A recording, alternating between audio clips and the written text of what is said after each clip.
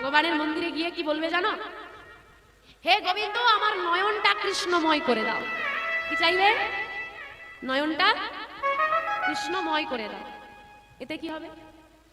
আপনি একটা হলুদ চশমা পরেন, চারিদিকে যেটা তাকাবেন কি রং দেখতে পাবেন? হলুদ। আপনার নয়ন দুটো কৃষ্ণময় হয়ে গেলে যেদিকেই তাকাবেন সেদিকে দেখতে পাবেন। তাই গৌর হরি হরি হরি হরি।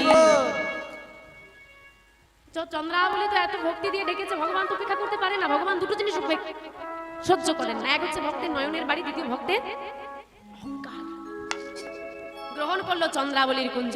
আপনি বলেন তো, আরেকটা মেয়ে যে বসে আছে, সে তার চোখে নেমে এলো জল। একজনের চোখের জল মোছাতে গিয়ে আরেকজনে কাঁদে।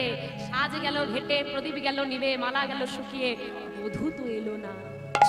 রাধারানী বসে বসে কাঁদছে, আর এদিকে চন্দ্রাবলী মনের আনন্দে গোবিন্দকে সেবা দিচ্ছে। বলে না কারো পৌষ মাস, তো কারো আজকে পৌষ মাস, কার? চন্দ্রাবলী। আর সর্বনাশটা রাধারানী।